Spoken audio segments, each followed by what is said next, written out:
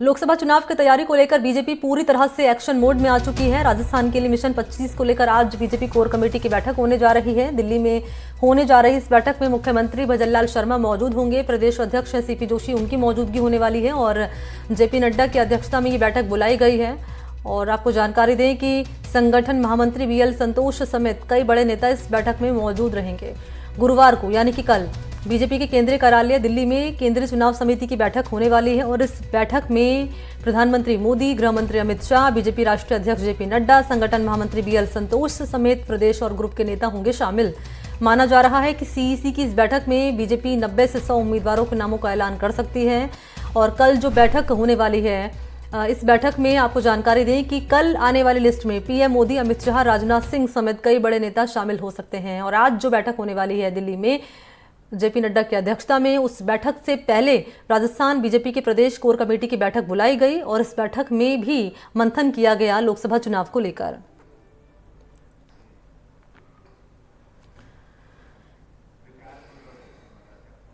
और इसी खबर पर ज्यादा जानकारी लिए मेरे सहयोगी विकास इस वक्त मौजूद हैं फोन लाइन पर। विकास, कल हमने देखा बीजेपी कोर कमेटी की बैठक बुलाई गई है और आज दिल्ली में महत्वपूर्ण बैठक होने वाली है जेपी नड्डा की अध्यक्षता में लोकसभा चुनाव की रणनीति बनाने को लेकर, उम्मीदवारों के नामों को लेकर। जी हाँ, बिल्कुल। देखिए, ये जो बैठक है बेहद महत्वपूर्ण है क्योंकि इसमें जो राज्यों की तरफ से पैनल आएगा वो पैनल कई बार लंबा पैनल होता है, काफी ज्यादा उसमें दावेदार होते हैं। इस बैठक में, कोर ग्रुप की इस बैठक में इन दावेदारों की संख्या घटाकर 2, किसी में 3, किसी में 1 ही कर दी जाती है और फिर उसको फाइनली केंद्रीय चुनाव समिति में उसके उम्मीदवारी पर मोहर लग जाती है। तो आज जो बैठक होनी है 11 राज्यों की, उसमें इन्हीं सब पैनल्स पर चर्चा होगी और पैनल को छोटा करने के बाद उसको केंद्रीय चुनाव समिति के सामने ले जाया जाएगा। इसमें राजस्थान की सभी 25 सीटें भी शामिल हैं। विकास, लिस्ट का मजमून क्या रहने वाला है? मसलन यहाँ पर दाव बीजेपी किस पर खेलती हुई नजर आएगी? युवाओं को आगे किया जाएगा, महिलाओं पर दाव खेला जाएगा या फिर जो जिताऊ हैं उन पर बीजेपी दाव लगाएगी? देखिए, सबसे पहला क्राइटेरिया जिताऊ का होता है और उसके बाद बाकी सारे क्राइटेरिया आते हैं। महिला में अगर किसी सीट पर महिला देना है तो कौन जिताऊ कैंडिडेट है उसका चुनाव किया जाएगा। निश्चित तौर पर पार्टी का जो नेतृत्व है वो एक बड़े परिवर्तन की तरफ देख रहा है। इस बार 2024 के लोकसभा चुनाव में वो चाहते हैं कि नए उम्मीदवारों को टिकट देकर उनको जिता के लाया जा सके ताकि पुराने उम्मीदवारों के खिलाफ जो एंटी इनकम्बेंसी है उससे ना जूझना पड़े और साथ ही साथ पार्टी का नया चेहरा भी उभर के खड़ा हो जाए। अगले 2-3 साल में पार्टी का पूरा रिवैम्प करने की नेतृत्व ने ठानी है और उसके मद्देनजर आप देखेंगे कि करीब राजस्थान में 12 यानी कि तकरीबन 50% टिकट तक बदले जाएंगे। क्योंकि सूत्र ये भी जानकारी दे रहे हैं विकास भदौरिया की कल जो बैठक होने वाली है केंद्रीय चुनाव समिति की, जिसमें पीएम मोदी, अमित शाह इस बैठक में शामिल होंगे, उस बैठक के बाद जो है 15 से 16 ऐसे उम्मीदवार है जिनके नामों का ऐलान बीजेपी कर सकती है और इस लिस्ट में पीएम मोदी, अमित शाह का नाम भी शामिल है। जी हाँ, बिल्कुल। देखिए, टोटल 80 से लेकर 160 तक उम्मीदवार पहली सूची में है। पूरे देश भर के अलग अलग राज्यों से उनकी उम्मीदवारों की सूची जारी होगी। इसमें प्रधानमंत्री नरेंद्र मोदी का वाराणसी से, गृह मंत्री का रानीनगर से लोकसभा टिकट भी ऐलान होगा। लेकिन उस सूची में कुछ और बड़े चेहरे भी सरकार के हो सकते हैं।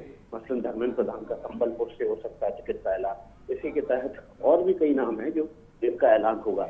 जोधपुर से गजेंद्र सिंह शेखावत के नाम का ऐलान हो सकता है। तो ऐसे तमाम नाम हैं जिनका ऐलान हो सकता है। लेकिन तकरीबन 80 से 160 उम्मीदवारों की सूची जारी होगी। इसमें प्राथमिकता इन बड़े नामों के अतिरिक्त उन सीटों को दी जाएगी जहां पर बीजेपी पिछली बार जीत नहीं पाई थी चुनाव, या ऐसी सीट है जहां बीजेपी कभी भी नहीं जीती।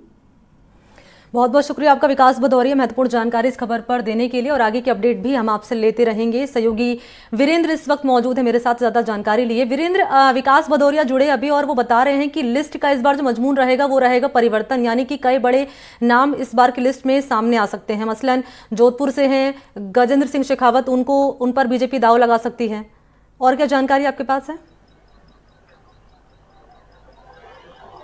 देखिए, आपको जिस तरीके से हमारे वरिष्ठ सहयोगी ने बताया कि जिस तरीके से राजस्थान के अंदर जो अगर मैं 25 सीटों की बात करूं तो 25 सीटों के अंदर तकरीबन 9 से 10 ऐसी सीटें हैं जहां पे जो जिस तरीके से विकास भदौरिया ने भी बताया कि जो नाम है उनके नामों की जो सूची है उन पे मोहर लग सकती है। यानी अब कह सकते हैं कि जो राजस्थान के जो 25 लोकसभा सीटें हैं इसको लेकर बीजेपी ने पूरी रणनीति के तहत अपनी पूरी जो एक योजना के तहत अपना जो एक रणनीति बनाई है, उसमें कहीं ना कहीं बीजेपी अब इसको मूर्त रूप देने की कोशिश कर रही है। और आज ये जो दिल्ली के अंदर बैठक आयोजित की जा रही है, इसके अंदर तकरीबन 11 राज्यों के जो तमाम बीजेपी के जो पदाधिकारी हैं, कोर कमेटी के जो सदस्य हैं, उनको इस मीटिंग के अंदर बुलाया गया है। और जाहिर सी बात है, अगर राजस्थान की बात की जाए तो राजस्थान से तकरीबन 9 बजे के करीब है मुख्यमंत्री भजनलाल शर्मा, वो यहां से यानी जयपुर एयरपोर्ट से दिल्ली के लिए रवाना होंगे और 10 बजे के करीब है इस मीटिंग को बुलाया गया है, तो उस मीटिंग के अंदर शामिल होंगे।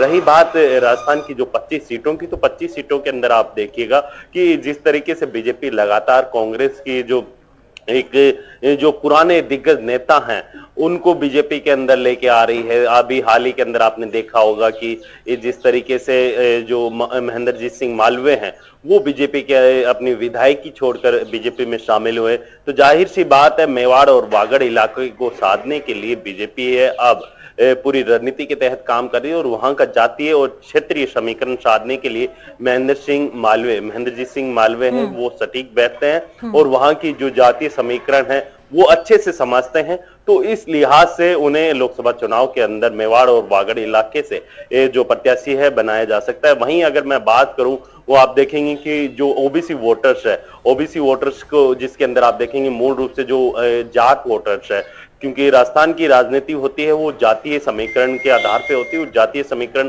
काफी अहम रोल अदा करता है और उसी समीकरण को साधने के लिए बीजेपी पूरी रणनीति के तहत इसमें काम कर रही है। और इसके अंदर आप प्रबल उम्मीदवार कौन माना जा रहा है? वीरेंद्र सिंह शेखावत, और क्या कोई महिला का भी नाम इस लिस्ट में शामिल किया जा सकता है? इसको लेकर कोई जानकारी मिल रही है क्या? देखिए, अभी हमारे अंदरूनी जो सूत्र हैं बीजेपी में, उनके द्वारा ये बताया गया है कि इस बार के लोकसभा चुनाव के अंदर युवा चेहरे और जो महिला उम्मीदवार है उनको तरजीह दी जाने वाली है। यानी हम कह सकते हैं कि राजस्थान के अंदर जो उम्मीदवार होंगे उनमें महिलाओं को भी ज्यादा तरजीह दी जाएगी, युवाओं को भी ज्यादा तरजीह दी जाने वाली है। इसके साथ साथ जिसकी छवि साफ है या फिर जो संगठन के लिए लगातार काम कर रहा है और वो टिकट की दावेदारी कर रहा है, तो उसे भी यहाँ पे तरजीह दी जा सकती है। इसके अंदर आप देखेंगे कि बीजेपी पूरी एक आप देखेंगे कि सभी नेताओं को, चाहे इसमें पूर्व मुख्यमंत्री वसुंधरा राजे सिंधिया हो या फिर आप देखेंगे कि तमाम जो पुराने लीडर्स हैं जो बीजेपी से आप देखेंगे कि काफी समय से किसी बात को लेकर नाराजगी है, उन नाराजगियों को भी बीजेपी के तमाम जो लीडर्स हैं वो दूर करने की जानकारी कोशिश कर रहे हैं। और आप दे रहे हैं, मैं चाहूंगी आप ये भी बताएं दर्शकों को कि कल जो बैठक होने वाली है जिसमें प्रधानमंत्री मोदी, जेपी नड्डा मौजूद रहेंगे, जिसमें अमित शाह मौजूद रहेंगे, इस बैठक के बाद पहली सूची का जो इंतजार किया जा रहा है उम्मीदवारों को, खत्म हो जाएगा क्या? बिल्कुल, देखिए जिस तरीके से सूचना ये आ रही है कि इसमें आप देखेंगे कि राजस्थान की अगर मैं 25 सीटों में से 8 से 10 सीटें हैं जिनके ऊपर कल नामों की घोषणा हो सकती है। क्योंकि आप देखेंगे कि तमाम कई ऐसी सीटें हैं जिसमें आप देखेंगे पिछली बार आपने देखा होगा कि पिछले 2 चुनावों की अगर मैं बात करूं तो पिछले 2 चुनावों के अंदर लगातार बीजेपी लोकसभा की जो 25 सीटें हैं उन पे जीत हासिल करती हुई आई है। अब बीजेपी के सामने चुनौती ये है कि तीसरी बार किस तरीके से हैट्रिक बनानी है और लगातार बीजेपी अपनी जो विकसित भारत संकल्प यात्रा निकाली उसके अंदर केंद्र की योजनाओं को लेकर जनता के बीच में जा रही है, उससे फीडबैक ले रही है और जो योग्य व्यक्ति है उसका रजिस्ट्रेशन करवाने का काम भी करवाया जा रहा है। तो जाहिर सी बात है लोकसभा चुनाव सामने है तो बीजेपी कोई भी गलती नहीं करना चाहती है और इसी तर्ज पे बीजेपी अपनी जो केंद्र की योजनाएं और जो प्रधानमंत्री मोदी है उनके नाम पर लगातार जो राजस्थान की जनता से संपर्क साधने की कोशिश कर रही है। और इसी के तहत आपने देखा होगा कि एक गांव जोड़ो अभियान एक स्टार्ट किया गया था बीजेपी के द्वारा, जिसके अंदर तमाम मुख्यमंत्री से लेकर जो बड़े नेता हैं बीजेपी के वो 24 घंटे के लिए गांव में रुकते हैं और वहां के जो लोगों के बीच में रुककर योजनाओं के बारे में, जो केंद्र की योजनाएं हैं उनके बारे में डिस्कशन करते हैं। क्योंकि जिन सीटों पर बीजेपी कमजोर है, जिन सीटों पर बीजेपी कमजोर है वहां किसे उतारा जा सकता है उम्मीदवार, इसको लेकर क्या रणनीति बनाई जा सकती है? सूत्र क्या बता रहे हैं? देखिए मनी, आपको मैं बता दूं कि जिस तरीके से हमने अभी पहले भी बताया है उसके अंदर आपने देखा होगा कि महेंद्रजीत सिंह मालवीय है, जो महेंद्रजीत सिंह मालवीय वो उस इलाके से आते हैं जहां पे चाहे बीजेपी हो चाहे कांग्रेस दोनों ही पार्टियां हैं वहां पे कहीं ना कहीं कमजोर पड़ती हुई नजर आती है, क्योंकि आदिवासी इलाका है तो जाहिर सी बात है। आपने देखा होगा कि लोकसभा माफ कीजिएगा विधानसभा चुनाव के अंदर दोनों ही दलों के जो प्रमुख नेता है, फायर ब्रांड जो नेता है, वो लगातार जो मेवाड़ और वागड़ इलाके में ये लगातार उनके दौरे होते हैं। प्रधानमंत्री मोदी खुद भी वहां पे दौरे करते हैं। इसके अलावा अगर मैं कांग्रेस की बात करूं तो कांग्रेस के जो राहुल गांधी हैं वो वहां पे जाते हैं। जो वर्तमान अध्यक्ष है मल्लिकार्जुन खड़गे वो भी वहां पे दौरा करते हैं। तो कहीं ना कहीं दोनों ही दलों के लिए जो मेवाड़ और वागड़ का इलाका है उसमें साधने के लिए बीजेपी ने, आपने देखा होगा कि जो कांग्रेस का जो कुनबा है उसके अंदर महेंद्रजीत सिंह मालवीय को बीजेपी में शामिल करके एक मैसेज देने की कोशिश की है कि महेंद्रजीत सिंह मालवीय हैं वो लगातार काफी पुराने नेता कहे जाते हैं कांग्रेस के, लेकिन अचानक से वो बीजेपी में शामिल होते हैं और फिर जिस तरीके से उनके बयान आते हैं तो कहीं ना कहीं वो कांग्रेस की जो वोटर्स है उनके अंदर एक मैसेज देने की कोशिश की जा रही है कि कांग्रेस है वो अब एक जो 2-4 नेताओं के एक नाम पे चल रही है, या फिर उनके जो कह सकते हैं कि जो कांग्रेस है 2-4 जो अभी जो नागौर के जो पूर्व जो विधायक हैं उन्होंने भी ये बात कही थी, जिसके अंदर आपने देखा होगा कि कांग्रेस केवल 2-4 जो नेता हैं उनके नाम पे चल रही है और उन्हीं को ये जो पद है वो दिए जा रहे हैं। जो पुराने लीडर्स वो लगातार 40 से 50 साल तक जो कांग्रेस के लिए काम कर रहे हैं उन्हें कोई तरजीह नहीं दी जा रही है। तो जाहिर सी बात है कांग्रेस है वो कहीं ना कहीं उसमें धड़ों के अंदर बनती हुई नजर आ रही है और उसी का फायदा जो है बीजेपी उठाने की कोशिश कर रही है। तो इसी के तर्ज के अगर मैं बात करूं तो इसके अंदर चर्चा आ रही थी, जैसे महेंद्रजीत सिंह मालवीय का नाम आया। इसके अलावा आपने देखा होगा कि अगर मैं जयपुर की बात करूं तो जयपुर के अंदर जो कांग्रेस के बड़े नेता कहे जाते हैं लालचंद कटारिया वो भी बीजेपी में जल्द ही शामिल हो सकते हैं।